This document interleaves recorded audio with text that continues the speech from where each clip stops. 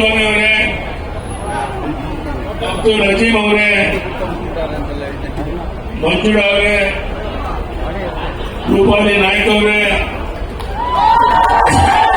ಎಲ್ಲ ಶಾಸಕ ಮಿತ್ರರೇ, ಪಕ್ಷದ ಹಿರಿಯ ಮುಖಂಡರೇ, ಎಲ್ಲ ವಿಧಾನ ಪರಿಷತ್ತಿನ ನಮ್ಮ ಸದಸ್ಯರೇ, ರಾಜ್ಯದ ಎಲ್ಲ ಜಿಲ್ಲಾ ಅಧ್ಯಕ್ಷರು, ಮುಖಂಡರು ನಾವೆಲ್ಲ ಬಂದಿದ್ದೀರ. ಭ್ರಷ್ಟ ಕಾಂಗ್ರೆಸ್ ಸರ್ಕಾರದ ಬೆಲೆ ಏರಿಕೆ ವಿರುದ್ಧ ಅಹೋರಾತ್ರಿ ಏನು ಧರಣಿಯನ್ನ ಹಮ್ಮಿಕೊಂಡಿದ್ದೇವೆ. ಇದೊಂದು ತುದಿ ಮುಟ್ಟುವವರೆಗೆ ಸರ್ಕಾರ ಈ ಬೆಲೆ ಏರಿಕೆಯನ್ನು ವಾಪಸ್ ಪಡೆಯುವವರೆಗೆ ರಾಜ್ಯದ ಉದ್ದಗಲಕ್ಕೆ ನಾವು ಪ್ರವಾಸ ಮಾಡಿ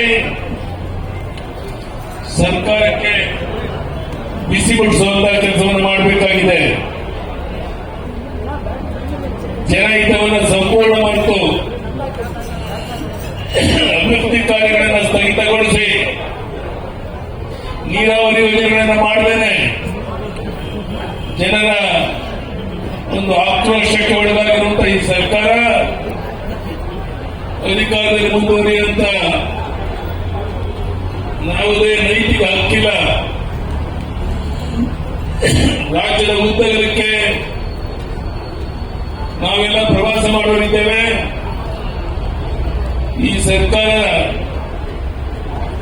ಯಾವುದೋ ಒಂದು ಕಾರಣಕ್ಕೆ ಹೆಚ್ಚು ಬಹುಮತವನ್ನು ಪಡೆದ ಒಂದೇ ಒಂದು ಕಾರಣಕ್ಕೋಸ್ಕರ ಜನಹಿತವನ್ನು ಮರೆತು ಒಂದು ರೀತಿ ತೊಗಲಕ್ ದರ್ಬಾರ ನಡೆಸಿರೋದನ್ನ ನಾವು ನೀವೆಲ್ಲ ಸೇರಿ ಖಂಡಿಸಬೇಕಾಗಿದೆ. ಸಿದ್ದರಾಮಯ್ಯ ಸರ್ಕಾರಕ್ಕೆ ಜನಹಿತ ಮುಖ್ಯ ಅಲ್ಲ. ಹೇಗಾದ್ರೂ ಮಾಡಿ ಅಧಿಕಾರದಲ್ಲಿ ಮುಂದುವರಿಬೇಕು ಅಂತೇಳಿ ಏನು ಪ್ರಯತ್ನ ನಡೆಸಿದೆ. ನಮ್ಮ ಹೋರಾಟದ ಪರಿಣಾಮ ಈ ಸರ್ಕಾರ ಹೆಚ್ಚಿನ ದಿವಸಗಳು ಅಧಿಕಾರದಲ್ಲಿ ಇರುವಂತೆ ನೋಡಬೇಕಾಗಿರುವಂತದ್ದು ನಮ್ಮ ನಿಮ್ಮೆಲ್ಲರ ಕರ್ತವ್ಯ. ನಾನು ಹೇಳ್ತಾ ಇದ್ದೆ, ಅಜೀರ್ಣ ಆಗುವಷ್ಟು ಬಹುಮತ ಕೊಟ್ಟಾಗ ಯಾವ ರೀತಿ ಸರ್ಕಾರ ಜನಹಿತವನ್ನು ಮರೆತು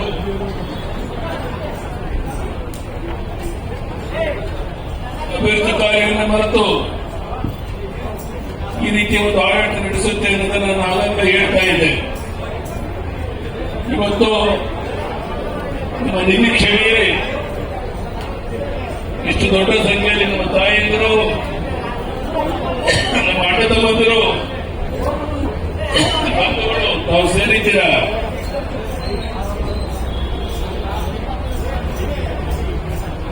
ನಾನು ನಿಮ್ಮಲ್ಲಿ ಒಂದೇ ಒಂದು ವಿನಂತಿಯನ್ನು ಮಾಡುವಂತಹದ್ದು, ನಾವು ವಾಪಸ್ ನಮ್ಮ ಕ್ಷೇತ್ರಗಳಿಗೆ ಹೋದರೆ ಈ ಸರ್ಕಾರದ ವೈಫಲ್ಯ ವಿರುದ್ಧ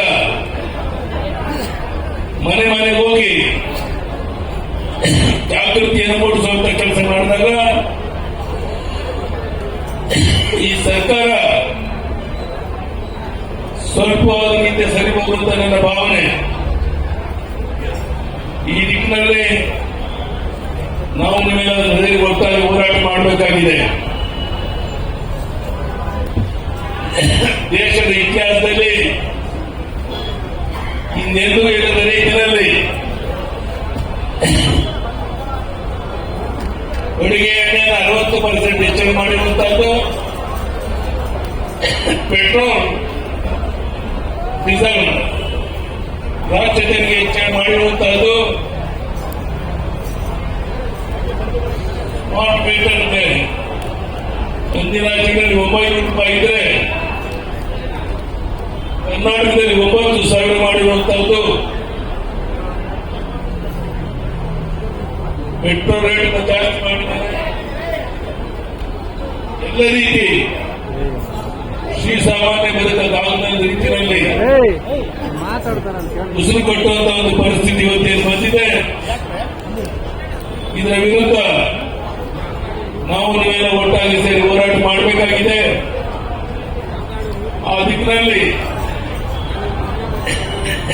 ನಮ್ಮ ನಿರೀಕ್ಷೆ ಇವತ್ತಿಷ್ಟು ದೊಡ್ಡ ಪ್ರಮಾಣ ನಮ್ಮ ತಾಯಿಯಂದು ನಮ್ಮ ಅಣ್ಣ ತಮ್ಮಂದರು ಭಾಗವಹಿಸಿದ್ದೀರ.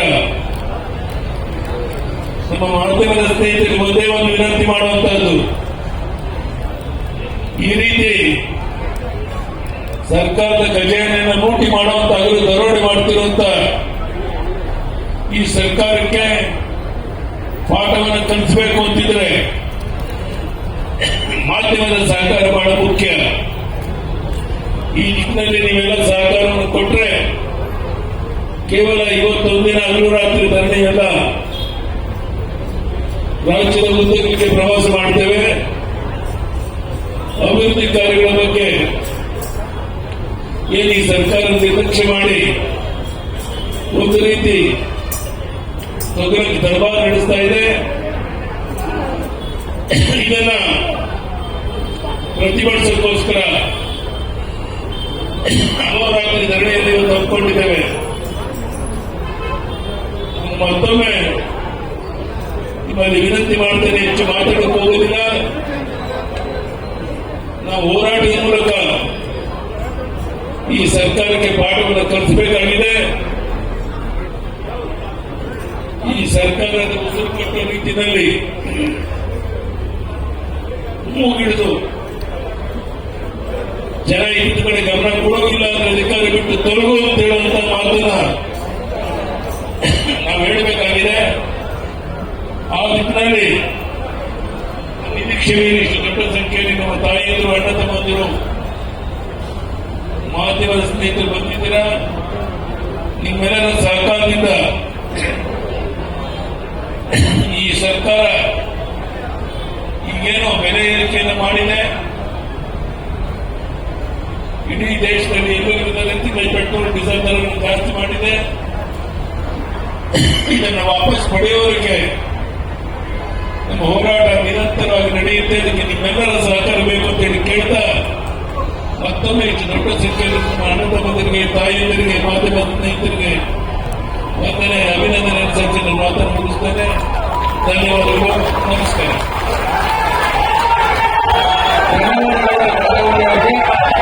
ಈಗ ಒಂದು 5 ನಿಮಿಷ ನಾಟಕ ಇರುತ್ತೆ, ಅದಾದ್ಮೇಲೆ ಮುಂದೆ ಭಾಷಣ ಮುಂದುವರಿಸೋಣ ಅಂತ ಕೇಳ್ಕೊಂತೀನಿ. ಅದ್ದೂರಿಯಾಗಿ ಅರ್ಥಪೂರ್ಣವಾಗಿ ನಡೀತಾ ಇದೆ ಅಂತ ಹೇಳಿದ್ರೆ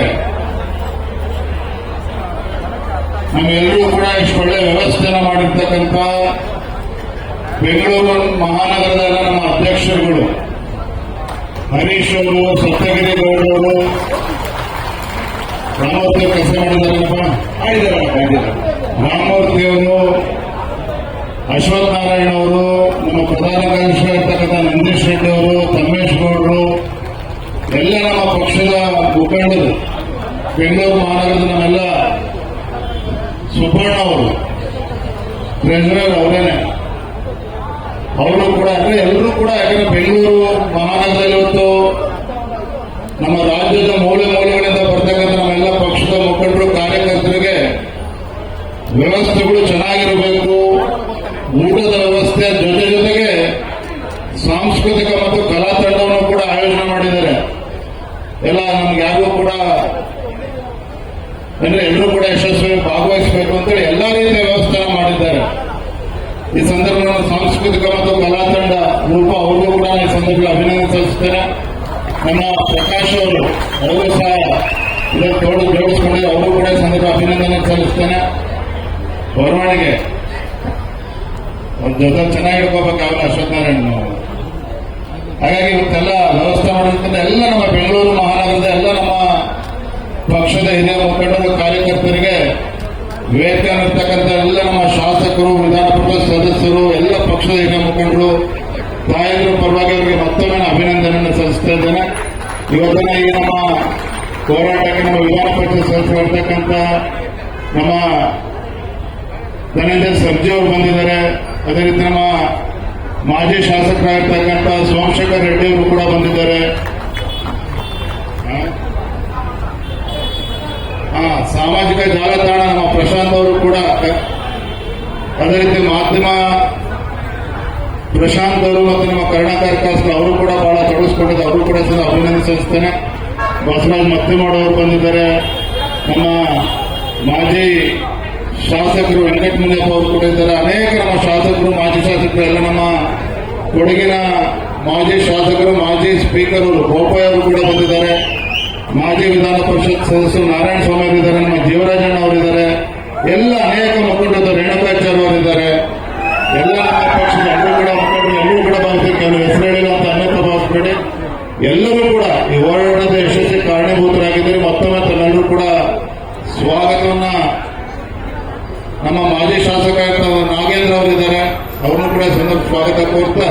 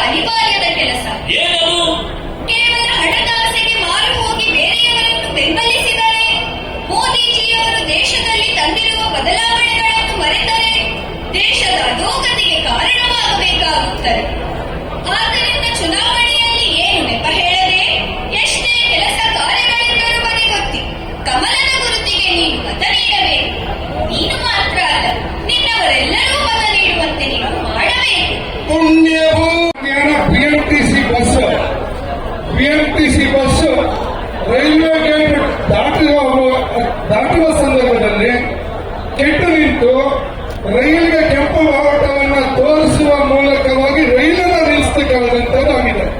ಅಷ್ಟೇ ಅಲ್ಲ, ಬಸ್ನಲ್ಲಿದ್ದಂತ ಜನ ಬಸ್ ಇಳಿದು ಬಸ್ಸನ್ನು ತಳ್ತಕ್ಕಂಥದ್ದಾಗಿದೆ. ದಯವಿಟ್ಟು ನವೀನ್ ವಿಡಿಯೋ ಪ್ಲೇ ಮಾಡಿ. ಇದು ನಮ್ಮ ರಾಜ್ಯ ಸರ್ಕಾರದ ಇವತ್ತಿನ ಪರಿಸ್ಥಿತಿ.